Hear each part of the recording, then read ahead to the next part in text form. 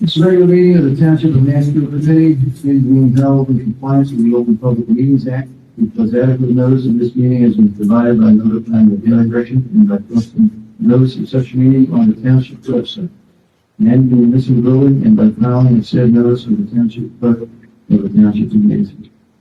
Formal action may be taken at this meeting. Roll call, please. Mr. Bollard. Here. Mr. Connolly. Here. Mr. McGinnis. Here. Mr. Hayes. Here. Mayor Waters. Here. Please join us in the flag. With allegiance to the flag of the United States of America and to the republic for which it stands, one nation, under God, indivisible, with liberty and justice for all.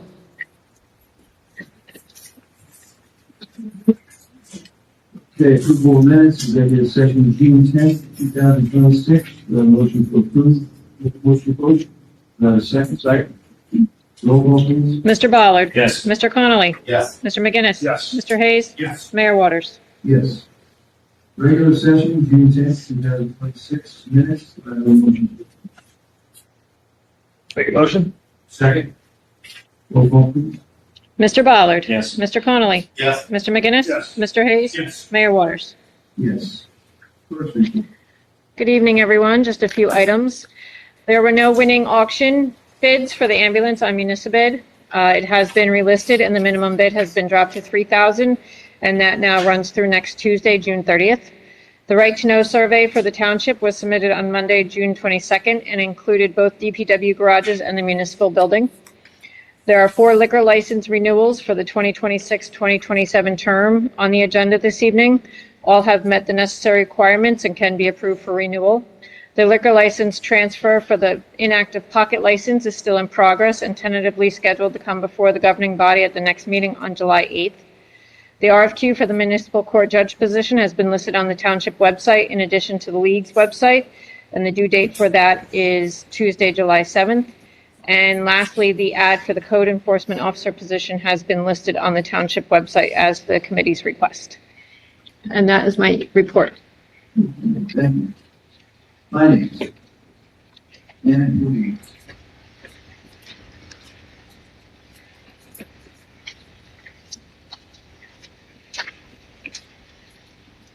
The township is scheduled to receive $20,476.50 for the 2023 recycling tonnage grant. We'll be getting that in a couple of months. Sometimes they drag it out to November, but hopefully this year they'll be a little quicker.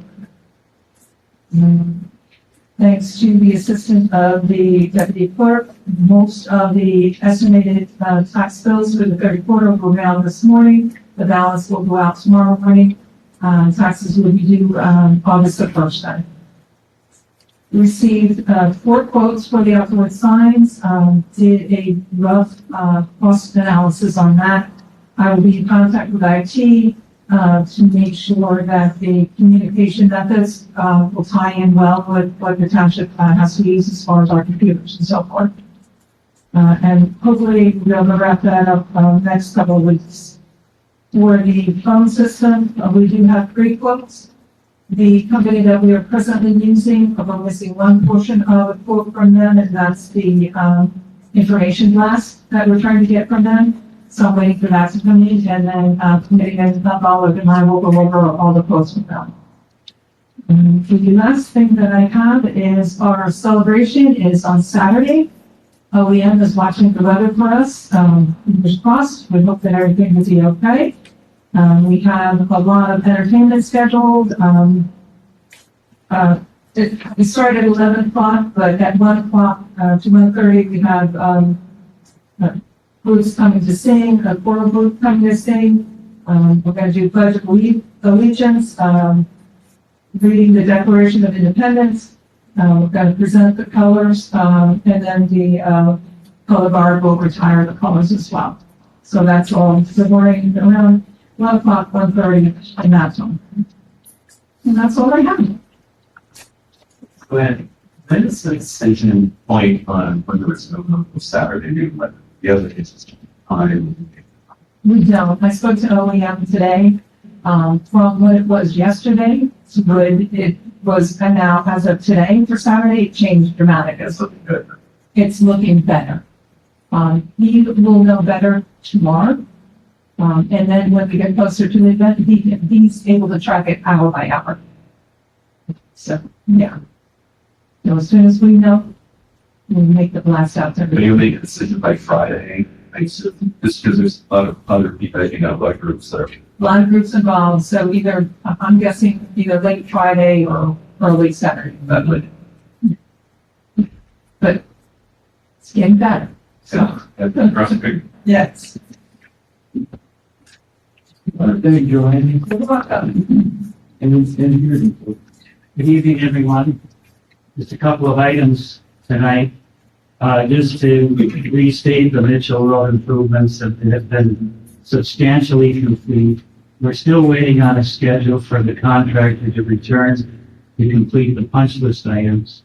I'll say this, the final payment will be held until all the work has been satisfactorily completed. Grant application at MA 2027, that application has been submitted. That grant, the announcements are typically made in late October to mid-November of this year. Another grant application that was discussed last week for us to move forward with is the DOT local, the infrastructure fiscal year 2026. That grant application is for the Allen Road, ADA improvements and various roads, guide rail replacement. There's two resolutions on for you tonight. The resolution for us to prepare the application, as well as a resolution to execute the application, are on tonight. I'll say this as well regarding that application is due July 1st, just like the municipal aid applications. At this time, it's really, there's time of the essence, so my office has already begun preparing the application and required documents. And regarding just an update regarding the site distance issue at Thomas Nolan and Route 57 at the Meadows, my office met with the developer and his engineer, and as well as the power company on site on Friday. They all agreed the game plan is to cut down the slope until the sight line is good, which may require installing a short landscape block wall in front of one of the power poles. If that decision will actually be made at the time of excavation. So the next step is for them to review it with their contractor and then schedule the work. So today I checked with the engineer this morning, who said that they're working on getting it scheduled, and they'll provide me the schedule as soon as they get it. Now, I told them as well that the committee is, serious about them getting this done and keeping it moving. So they understand that that's the case and they will be on top of it. The last item is regarding the work that Elizabethtown is doing currently in Diamond Hill subdivision.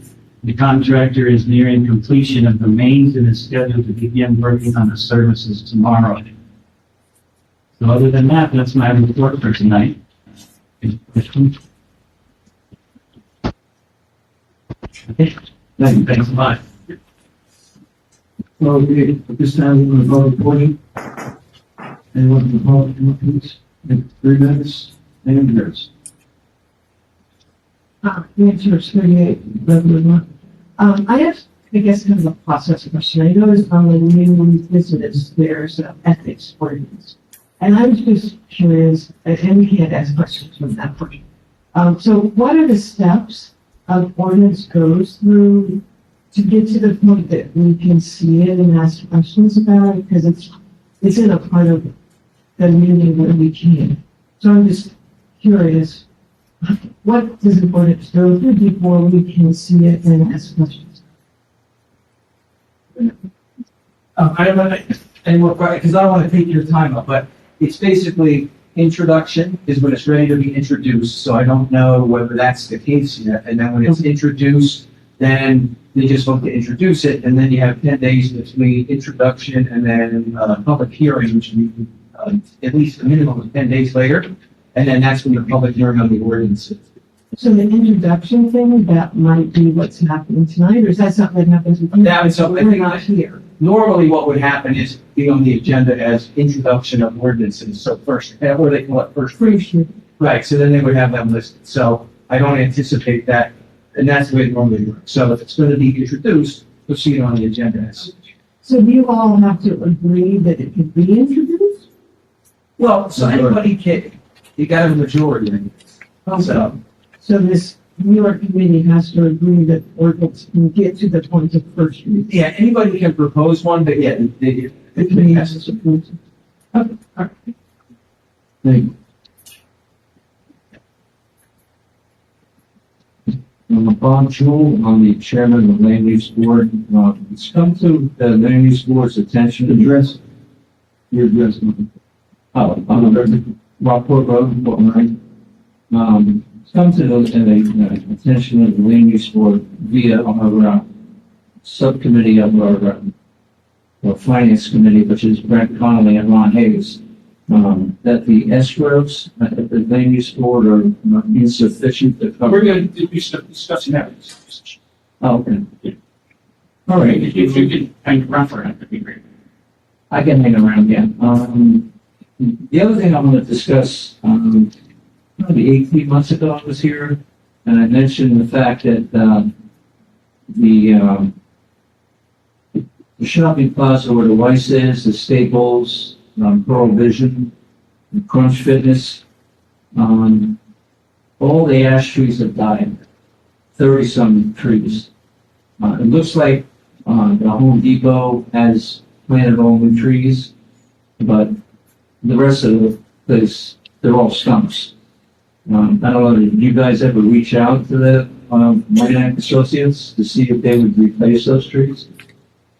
I think it's something that ought to be considered. You mentioned, yeah, it looks like a bell. Hey, Mo. Good evening, William Angus, 169 Rear Drive. I had planned to come tonight and ask you guys about passing an ordinance about data centers and the like, and I was extremely pleased that I don't have to say anything. So I am very pleased that you all appear to be on the verge of signing an ordinance. I think that's very forward-thinking, and I appreciate it. I do have a question. Is the Home Depot in the same area that he was just talking about, is that in Mansfield or is that Hackettstown? I couldn't tell from the text note. It is in Mansfield. Okay, then that makes what I'm about to say next relevant. Of course, my phone just locked up. The reason that I asked about that is because there are now flock cameras in the Home Depot parking lot, and I am concerned about their presence and use. And I'm asking the town council to consider an ordinance prohibiting the use of flock cameras within Mansfield. The company that operates these cameras was funded by Peter Field, who also owns Palantir, which is creating a massive electronic database on every single American citizen using information from data brokers. For those who don't know what flock cameras do, they are primarily used to record license plate data, but they also include vehicle make and model, color, distinguishing features, date, time, and location. And the overwhelming majority of the vehicles captured are of law-abiding citizens who have committed no crime. This information is then shared with law enforcement and government agencies far beyond just the police and the town or county. And the question is whether the government should be creating a travel record of where innocent people are going. Because it doesn't just observe, it remembers. They keep the information for at least 60 days, and frankly, I think time and time again, we've seen these large companies lie about that, and they say, oh, we don't have that, and then it comes out later that, oh, yes, they did. So they will know where you have been over an extended period of time, even though your activities may have been entirely legal. Nothing to hide is the wrong standard. We lock our cars, our homes, we pull the blinds down over our windows, and we password protect our devices. Not because we are doing anything wrong, let alone illegal. This is about personal freedom. We do not need to justify to anyone why we choose privacy or do not wish to be tracked. Then there is the issue of abuse. A tool designed to find stolen cars can be used to monitor the movements and associations of political activists, religious gatherings, gun owners, and political opponents. And there are documented cases of law enforcement officers using these systems to track their ex-wives and ex-girlfriends and to stalk them. People behave differently when they know they are being watched. Would you freely go to a gun range if you knew that that was being tracked and recorded somewhere?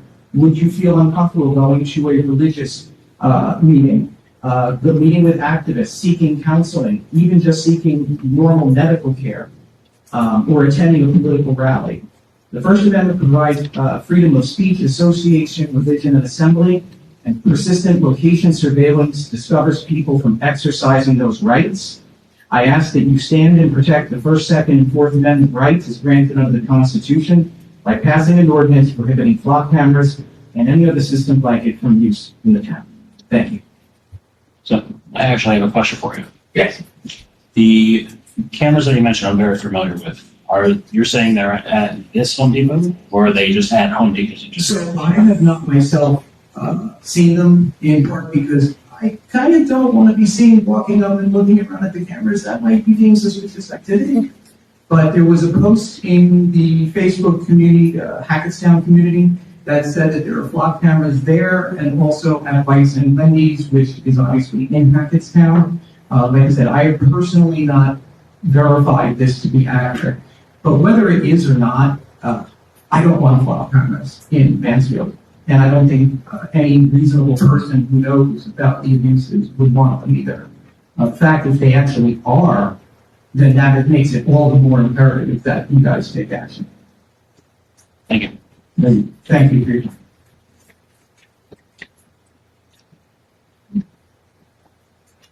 Hi, good evening. My name's Christine Neely. I'm here to discuss, Tom Silva of the Mansfield zoning office. About a year ago, starting in May 2025, the property owner next door to me submitted plans to build a fence. It was approved by Mr. Silva. When my neighbor started, staking out the property, I realized he was 20 feet onto my property. So I contacted Mr. Silva via telephone and sent at least 8 emails asking him to stop the work before it started. I wound up getting a copy of my survey, the neighbor's survey, and I also had an independent surveyor come out to our properties and asked Mr. Silva to stop the building of the fence till it was done properly. Mr. Silva refused to help me and said it wasn't his problem. So the fence was built. I've been paying taxes on my property for a year now, and I can't utilize my property. The neighbor also constructed a fence that was not in his application that was submitted to Mr. Silva.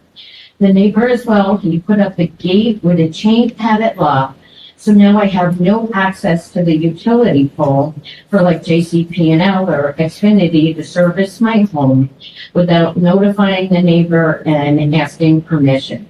So the reason I'm here is because Tom Silva did not do his job after seeing multiple emails from me, or did he answer my phone calls.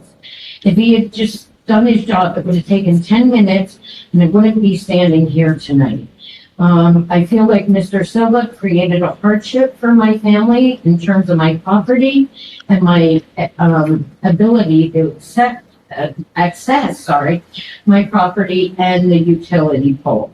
So I'm here tonight asking what maybe the town can do for me, because I've already been to the police. They've tried contacting Mr. Silva and he said he won't do anything. So I'm here asking the town if anybody can help me to get my property back. Ma'am, I don't think you disclosed your address. Oh, I'm so sorry. It's 20 Tunnel Hill Road. 20 Tunnel Hill Road. Comes up as Oxford, New Jersey, over Mansfield. Could you send the clerk everything that you sent, the emails and all the stuff that you have, survey or whatever, to the clerk so she can provide it to the committee? Oh, So that we can take a look at it. okay. Where do I get the email? Okay, Sure. okay, thank you. Thank you. Can I write it on your paper? I'll put it on the back.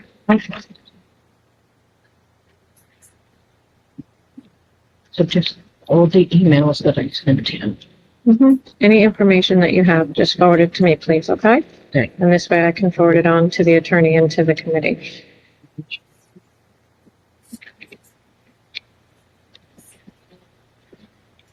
We've spoken before. I have to please, I sent everything to them recently, and you will have it tomorrow. Okay. Thank you. Okay, thank you, ma'am. Anyone else? Seeing no one else, close the public portion. Entertain a motion for ordinance 19-2026 for a second reading in the public hearing. I'll make the motion. Second. Okay, at this time, I'll reopen the public portion in regards to this ordinance. Are there any questions?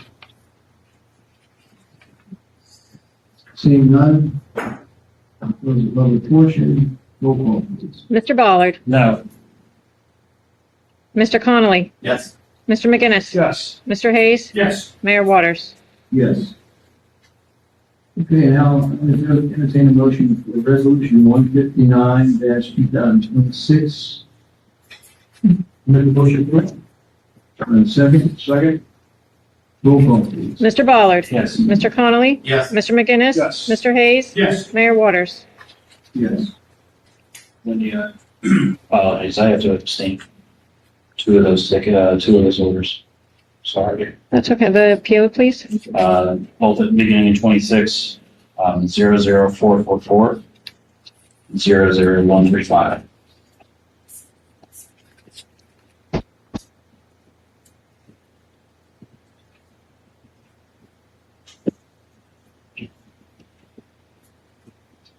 So, moving on. Yeah. We have to reload them. Yes. Make a motion. Just 130. Yes. I'll second. Roll call, please. Mr. Bollard, Abstain. Mr. Connolly, Yes. Mr. McGinnis, Yes. Mr. Hayes, Yes. Mayor Waters. Yes. And I'll make a motion on the rest of the bills on the list excluding 34 and 35. Roll call, please. Mr. Bollard, Yes. Mr. Connolly, Yes. Mr. McGinnis, Yes. Mr. Hayes, Yes. Mayor Waters. Yes. Okay, public portion for the consent agenda. Open the public portion. Anyone from the public have any questions on the consent agenda, which is the list of resolutions that we have to vote on? Seeing none, close the public portion. Entertain a motion to approve the consent agenda. Make a motion to approve consent agenda 160 through 176. Do I have a second? I'll second. Roll call, please. Mr. Bollard, Yes. Mr. Connolly, Yes. Mr. McGinnis, Yes. Mr. Hayes, Yes. Mayor Waters. Yes. Okay, new business, appointment for the Economic Development Advisory Committee. Yes, Mayor, that would be actually, to be appointed for the advisory committee, considering right now I'm a liaison, spoke with council on this, and being appointed chair to the committee itself, I would have to be on the committee. Then just have council verify if that is correct. Yeah, okay. Yep. And that's Mayor's appointment. So I'll make the appointment, and I'll entertain a motion to do exactly that. Make the motion.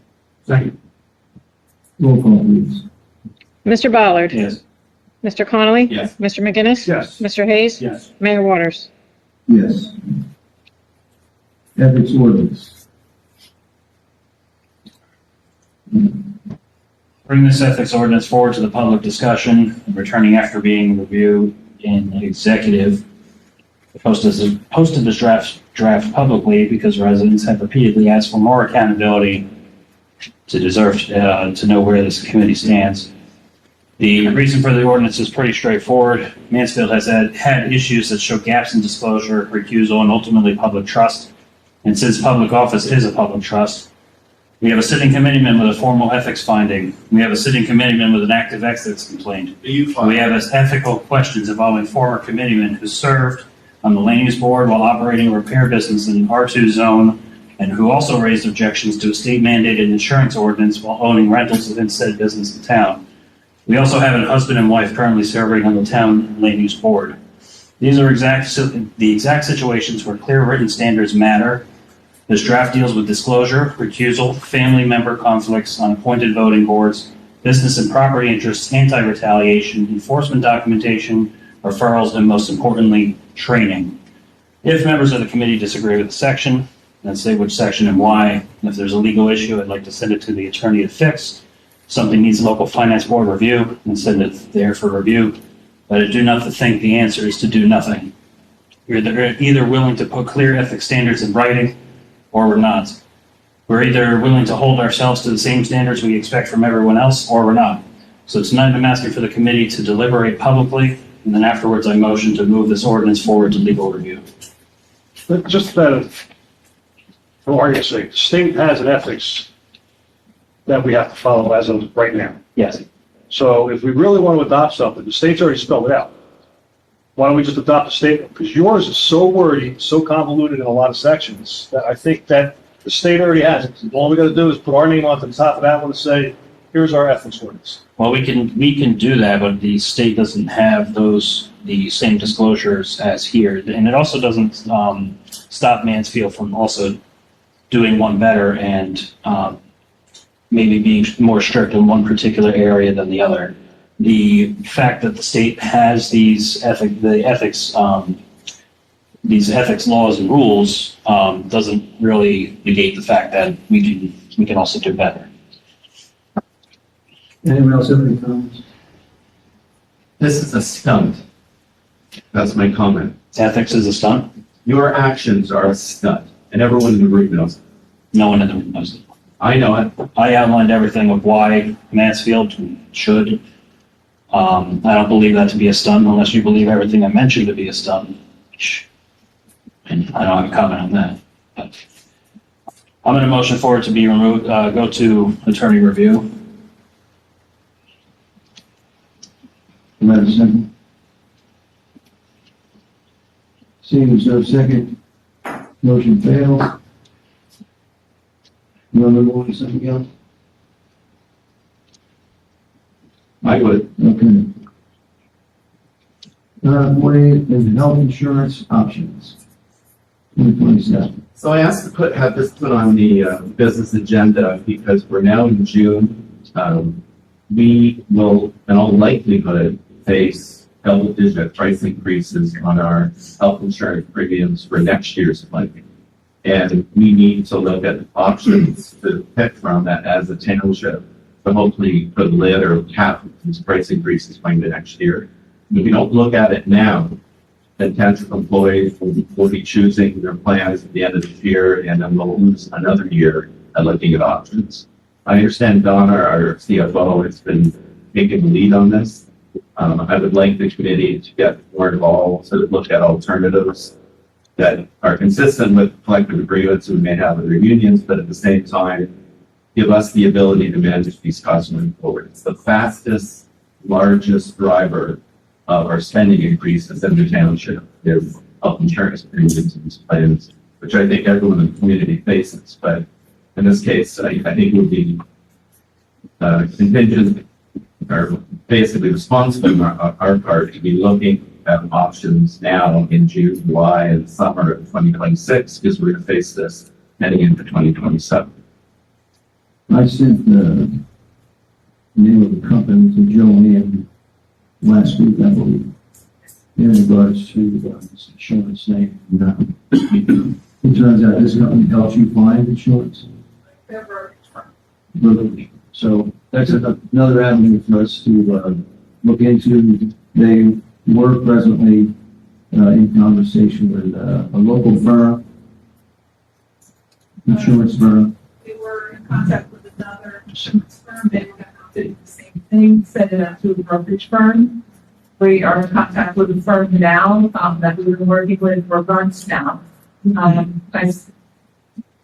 She actually sent me an email this Monday asking for additional information. I called her and left a message. I haven't heard back from her. because I need her to clarify exactly what she's looking for. So we're actively pursuing companies, but it's not happening as fast as. Yeah, and honestly, I wanted this on the agenda. I think the five of us should be focused on this issue. It's the one item that it's very difficult for us to control. So we have to be creative and focus to find a solution because it could be the one reason we can't keep a lid on property tax increase. Right? This year, I think what Don said, it went up 23%. The fastest single. And I know the school district has the same problem and private employers face it as well, but you know, it's our responsibility to try to manage this. And I would like almost at every meeting, we can get an update, Joanne, and make our best document as well. Just let's put some sunlight on this and try and move it forward. One of the major issues is now the state is requiring $2,000 for them to review your reports that we generate by using, the state. They've been. So it's- See on our report. Yeah, so it's $2,000 every time we request for an updated report, and they have 60 days to respond to us. So by the time you get the report and send it out to a broker, the broker looks at it and goes through it, they might come back and say, oh, they need an updated report again. So it's a vicious cycle that we're trying to break and try to get some answers. Thank you, Joanne. No problem. Okay, old business. Volunteer fire incentives. Glenn and I met up with fire leadership last week, as well as EMS to fine tune the LoSAP point system. Last week, we discussed the estimated analysis to sustain the program. Speak to council, Mr. Labor, regarding the EMS portion as well. We have any other comments as well? And so we got the last pieces from fire side and the EMS side.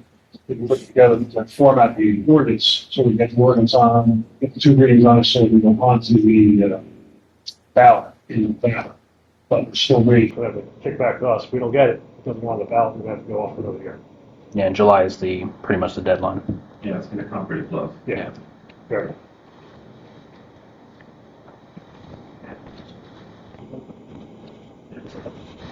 Okay, Harvard Township Meeting.